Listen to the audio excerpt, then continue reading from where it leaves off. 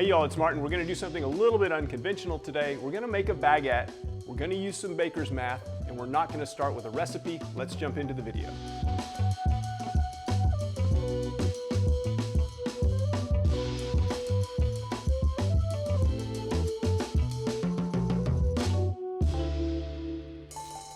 Okay, so let's jump in and let's write this out. And normally I would be just on a piece of paper, but so that everybody can see, I'll do it on the whiteboard. Now, baguettes, where do I start when I write a recipe? The first thing that I think of are the percentages, and basically what I mean by that are sort of what are the ratios that exist within the dough environment for flour, water, salt, and yeast. Now, I'm going to use, so we'll put flour here.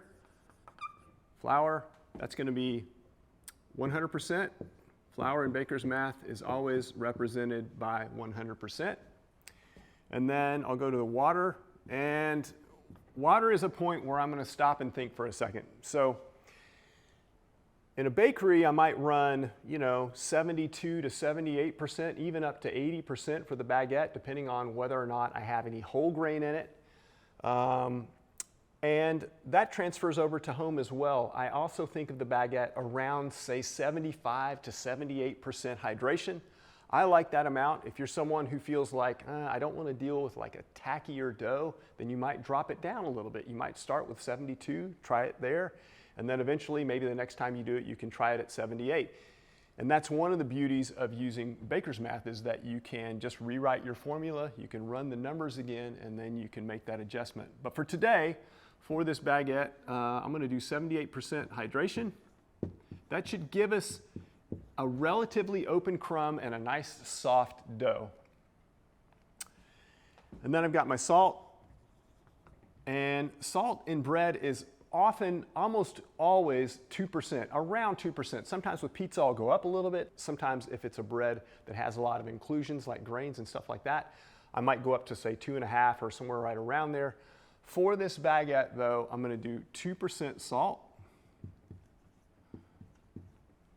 And then I need some leavening, and today I'm going to use some commercial yeast.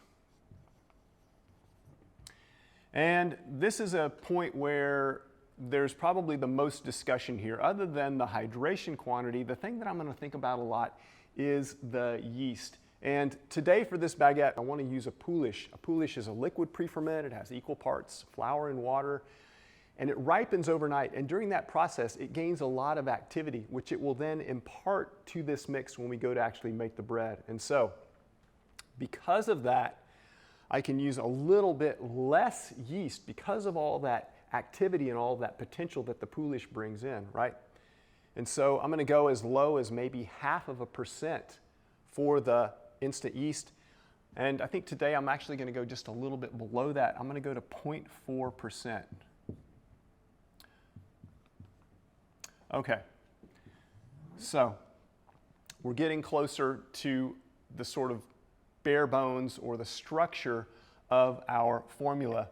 And what I want to do is I want to calculate my total dough percentage, just abbreviated as TDP. So I have 100 plus 78 plus 2, that's 180, and then 0.4. So my total dough percentage is 180.4%. In this, flour equals 100%, right? Okay, so we're going to set that number. We're going to sort of hold on to that. That's our total formula in baker's percentages, and this is going to make sense in a second, so just bear with me. The next thing I need to do is I need to determine my batch size. So how much bread are we going to make? And today, I know that I can fit 3 baguettes on a baking stone, and I know that around 300 grams each is a good size. I could go up to 325. I could go down to maybe as low as 250 if I wanted them nice and skinny. I think 300 is kind of a sweet spot. And so I'm going to make 3 baguettes, and I want them each to be 300 grams. And so my total batch is 900 grams. Okay, so now I've got my 2 biggest pieces of information. I know what my batch size is, and I know what my total dough percentage is. Now, what's the thing that I now need to figure out? That is, what are the amounts for these 4 ingredients? How much of each do I have in my batch? And the way that I'm going to figure that out is by dividing batch by my total dough percentage. So let's jump back to these percentages for just a second. Okay, flour, 100%. Today, spoiler alert, I'm going to use AP. I'm going to use all-purpose flour today. That's because I'm making a white baguette. If you want to make a whole wheat baguette or something with more whole grain in it, that's where you're going to sort of think about this percentage. You might say, well, I want a baguette that's got a little bit of like a color to it, a little bit more of like an old world feel to it. In that case, instead of having 100% of one kind of flour, you could break it down and you could say, I'm going to do 90 AP, and I often do it like this, and I'm going to do 10 whole wheat. It still will add up to 100%, but you're changing the characteristics of the bread a little bit. For simplicity today, hopefully this feels simple. No, I think it's going to make sense as we sort of go along. The baguette that I'm choosing to make is a white flour, all-purpose baguette. It's going to be tender. It's going to be a classic sort of French-style baguette. Choosing the flour composition is where you sort of choose some of the characteristics that relate to flavor and also structure and also just sort of appearance as well. Water is here. We could go as low as, say, 65% or 68%, somewhere in there. I'm all the way up at 78 because I want a nice, open, structured baguette. If I do everything well with my percentages, if I scale well, if I mix well, if I shape well, if I manage my oven well, we should have a nice, open, structured baguette. That's the hope, at least, right? So I'm aiming for open and crispy, crunchy crust, 78%. That's kind of where I'm going to fall. 2%, I mean, the salt is kind of a given. I can rely on that. I don't have to think about that a lot. The only time that I would really adjust that up or down is, say, maybe if I were making a bread that's got a lot of olives or something else that's brined in it, I might lower that slightly. But a good standard place to start is 2% salt. And then lastly, the yeast. I can go with a relatively low quantity of yeast overall because I've sort of grown the yeast quantity that I have overnight during that pre-ferment build. I hope that makes sense. If you're not quite clear on it yet, we do have some resources. We're going to post some links down below. And as we go through this process, I think this is going to make more sense, especially as I start adding some numbers to it, okay? How are we going to figure out what these numbers are? It's actually very straightforward. We're going to take batch size. We're going to divide it by the total dough percentage, this number right here, and that's going to give us this number. So 900 divided by 180.4%, and that gives me 498.89, let's say 499 grams. So 499. And this is an important number. This is my total flour. We're going to come back to this number several times. And the reason for that is that, remember, these percentages are all sort of derived from this 100%, meaning that what we're going to do is say, what is 78% of 499? That's our water quantity. What's 2% of 499? That's our salt. What's 0.4 of 499? That'll be our yeast quantity. Remember, these are all driven off this 100% value for flour. So 499 times 78, 389,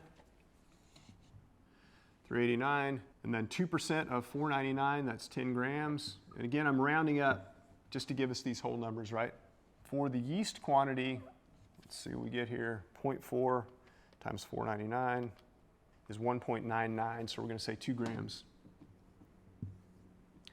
Okay, so now as a check, let's just make sure that what we've determined to be these components of the recipe add back up to the batch size. So we'll go back in, 499 plus 389 plus 10 plus 2 equals 900 grams, so we're good.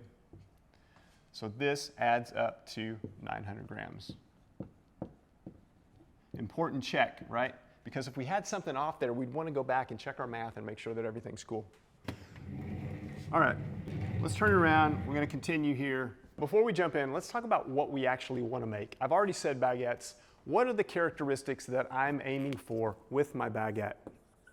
I want crisp, malty, and yeasty flavor. I want it to be open. And what I mean by that is structure, the alveolar structure. I would love it if I cut this baguette open and it had these little sort of fingertip bubbles to it. There was a video that I made during the pandemic. We'll link to it below. That was a baguette that worked really well. It had very nice fingertip bubbles. When I see those, I get excited. It's a goal, you know. I like to have an open structured one. You know, this is going to relate to oven. This is going to relate to fermentation. And then open structured, this is going to relate to hydration and also shaping, as well as fermentation and as well as oven. Open structure is a factor of everything. It's like the sum of all parts to get this nice open structure right. And I mean, I wouldn't mind having some ears. That would be nice, you know. If we're really like dreaming, I'd love to have some ears that sort of lift slightly. You know, if you could hold the baguette by one of those ears, that would be like cherry on top. We could make the baguettes with just this column. We could go ahead and mix them. I've done that many times. But today I want to use a pre-ferment, and the pre-ferment that I'm going to use is Poolish. Why are we using that? Well, for several reasons. One is handling.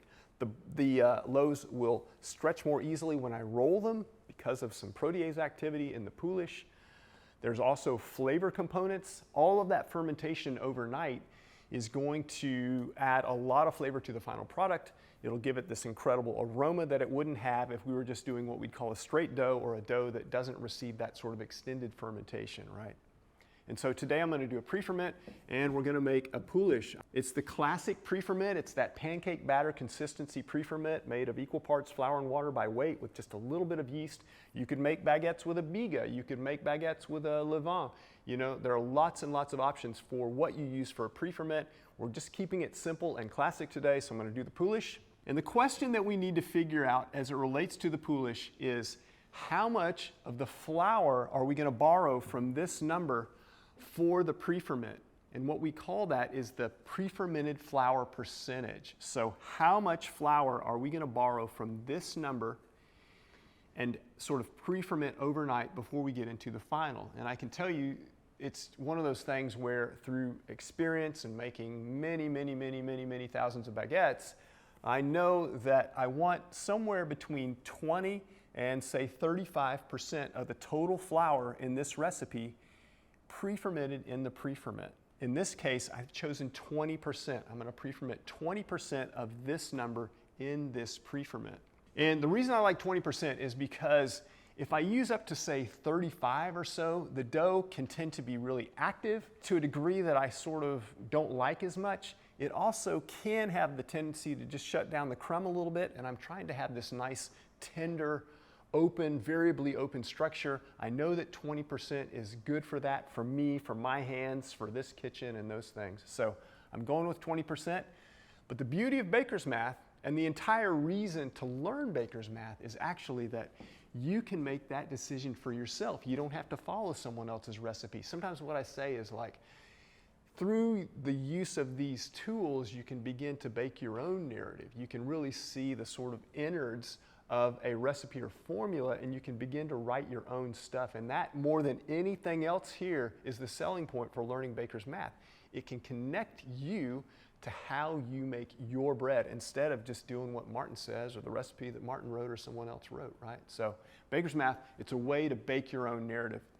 And in this case, I like to say 20%. So I'm going to put 20% in my Poolish.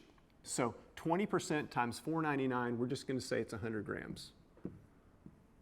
And we're going to take 100 grams of water too. Remember, Poolish, equal parts flour and water by weight.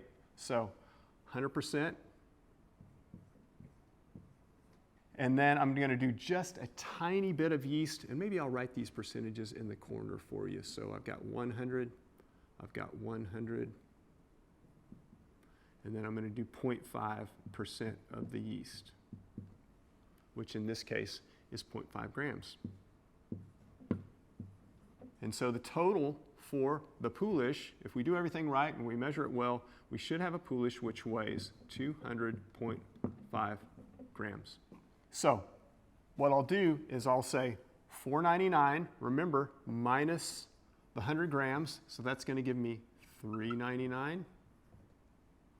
$3.89 minus 100 grams is going to give me $2.89. I'm not putting any salt in that Poolish. I want all of that activity. Salt would slow it down, so I'm not using salt in my Poolish. So the salt is That's minus 0, so 10 goes over here, 10 grams. And then 2 minus 0.5 grams gives me 1.5 grams of yeast for the final. Final meaning, what am I going to put in the bowl when I go to mix, okay? So if I add that up, is it going to add up to 900 grams? Not yet. Why? Because I'm missing the Poolish, right? And so the Poolish needs to go into the bowl as well. And so if I add that, 200.5 equals 900 grams. Okay. So there's our baguette formula. Let's make this bread. Let's follow these numbers. I did mix a Poolish yesterday. I made some assumptions and I said, let's walk through a recipe. I'm going to go ahead and build a Poolish. So I have that mixed already so we can go straight to the mix.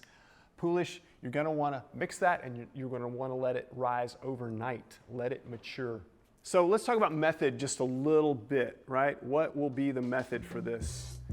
Day one, we're going to have pre-ferment. That'll rise overnight. It'll mature. It'll gain flavor. It'll help the form and function of the baguette. And then day two, which is our bake day, we're going to go mix. We're going to ferment. We're going to see how the dough feels. My assumption is that we're going to fold it 2 to 3 times over the course of 90 minutes. And I'm going to give it a total of 2.5 hours, somewhere around there. And in the first 90, we're going to do those folds. So we're going to say in the first 90 minutes. And then we'll leave it for that last hour untouched. We'll divide in pre-shape. We'll either do round or we'll do a tube.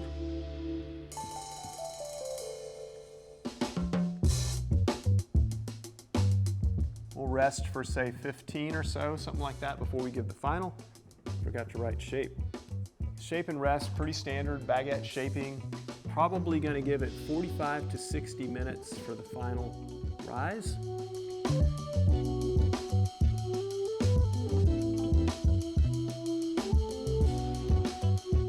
And then we'll bake for about 20 minutes at, let's say, I'm going to try 475.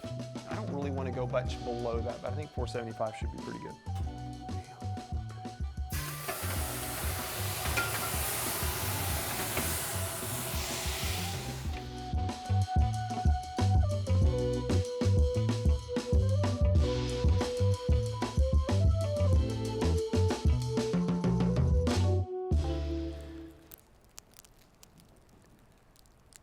Can you hear that crackle? Can you hear it? Yeah? It's rare that you get to hear that. I mean, I don't know. I don't know that I had ever heard that until I worked in a real bakery. And when you're unloading baguettes, you know, we had an oven when I started, baked 108 baguettes at a time. And when you're unloading those and you're loading them onto the rack, you'll have 108 little crackling noises as they sort of cool. And I don't know, we always called it singing. It sort of sounds like it doesn't sound like singing, but the reason that these are doing that and the reason that they have a little bit of shine is that I steamed them really well. And that's what makes that very thin, very sort of shattering, beautiful, crisp, crunchy crust.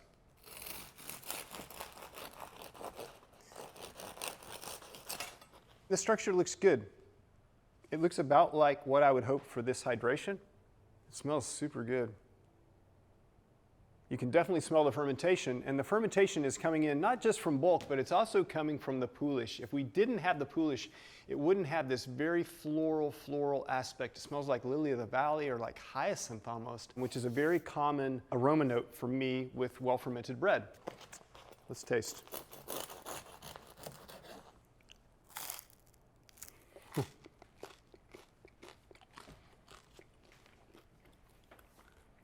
ready?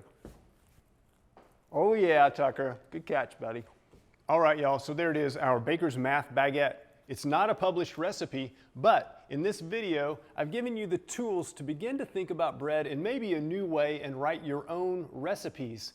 As you proceed, think about the ways which small changes come out of the oven in a variety of ways. Think about your bread from hydration to yeast to flour choices and fermentation. This is Martin and Tucker and Kat in the studio today saying thanks for joining us. We'll see you next time.